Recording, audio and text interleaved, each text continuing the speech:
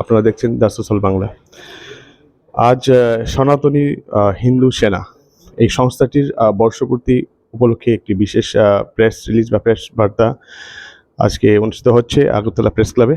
আমাদের সঙ্গে রয়েছেন সনাতন হিন্দু সেনার কর্ণধার তথা রাজ্য বিজেপির সহসভাপতি শ্রী তাপস মজুমদার মহোদয়। তো ওনার থেকে আগে জানার চেষ্টা করবো যে কালকের আগামীতে যে ওনাদের অনুষ্ঠান রয়েছে আগামী 2 তারিখ, ওই অনুষ্ঠানের সূচি সম্পর্কে ওনার থেকে একটু আগে জানার চেষ্টা করবো।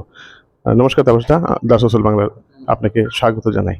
তো আপনাদের যে আগামীতে যে 2 তারিখ অনুষ্ঠান, এই বিষয়ে একটু বলবেন। কতদিন হয়েছে আপনাদের ফাউন্ডেশন, কতদিন ধরে এই অনুষ্ঠানটি করছেন, আর এইবার কি আপনাদের পরিকল্পনা রয়েছে? আমরা আমাদের সনাতন হিন্দু সেনা আমরা প্রতিষ্ঠা করেছি 2024 সালের অগাস্টের 2 তারিখ। তো আমরা এবার 2026 অগাস্টের 2 তারিখ আমাদের দ্বিতীয় বর্ষপূর্তি। তো এই বর্ষপূর্তি অনুষ্ঠানকে কেন্দ্র করে আমরা অনেকগুলি ধার্মিক এবং সামাজিক অনুষ্ঠানের মাধ্যমে আমরা পালন করতে যাচ্ছি। তো এবারের যে কার্যক্রম আমরা নিয়েছি 18 সূর্যবীরনগর বিধানসভার অন্তর্গত কাঁঠালতলি বাইপাসে।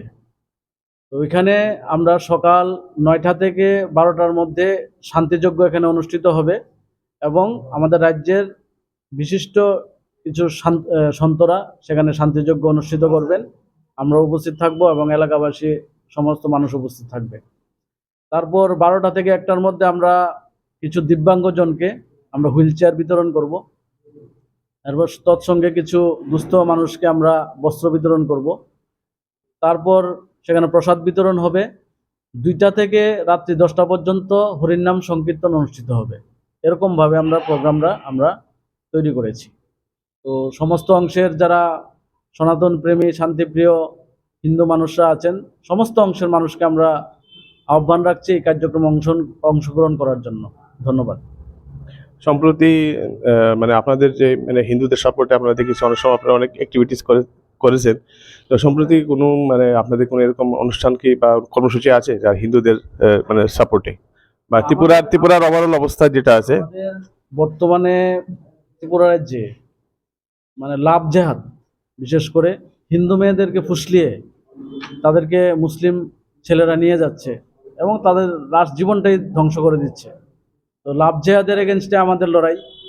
ল্যান্ড জেহাদ মানে হিন্দুর জায়গা খরিদ করার যে একটা ব্লু প্রিন্ট যে তৈরি, মানে হিন্দুর জায়গা তারা খরিদ করে তারপর হিন্দুদেরকে ওই জায়গা থেকে ধীরে ধীরে সরিয়ে দিয়ে জায়গাটা দখল করা। যেরকম ধরেন সোনামুড়া, বক্সনগর, ধনপুর, এই 3টা জায়গা থেকে হিন্দু বিতরণ শুরু হয়েছে।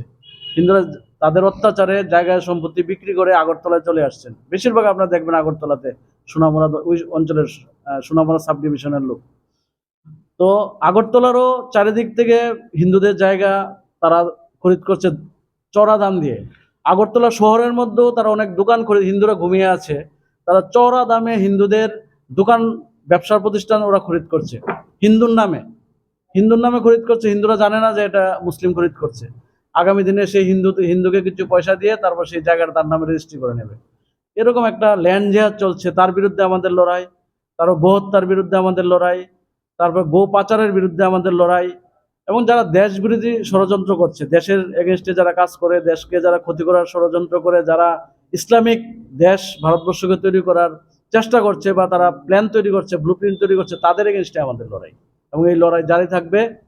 আমাদের রাজ্যে বিভিন্ন জায়গার মধ্যে তারা প্রতিনিয়ত, আমরা অনেক সময় অনেক তথ্য প্রমাণ আমাদের চলে আসে, কিন্তু আমরা সেগুলি এখন প্রকাশ করছি না। আমরা একটা বিশাল আন্দোলন রূপে আগামী দিনে সনাতন হিন্দু সেনার পক্ষ থেকে আমরা এগিয়ে যাব। এবং বিশেষ করে এর যে কমিউনিস্টরাও তো হিন্দু বিরোধী। আমরা দেখি যে জিতেন চৌধুরী, যিনি জিতেন চৌধুরী হচ্ছেন সিপিএম এর সম্পাদক, উনি বলছেন যে হিন্দু ব্রাহ্মণরা গোমাংস ভক্ষণ করেছেন। তার বিরুদ্ধে আমরা ধিক্কার জানাই। এরকম ধরনের একটা মিথ্যা অপপ্রচার কোথায় লেখা আছে? ওরা কমিউনিস্টরা তো তারা ধর্মই মানে না, তারা তো ধর্মকে, হিন্দু ধর্মকে বিশেষ করে অ্যাটাক করে সবসময় আমরা দেখতে পাই। তো কোথায় পেলো যে হিন্দু ব্রাহ্মণরা গোমাংস ভক্ষণ করতো, সেটা আমরা জানি না। তো তার এসব কমিউনিস্টদের বিরুদ্ধে আমাদের লড়াই। Thank you.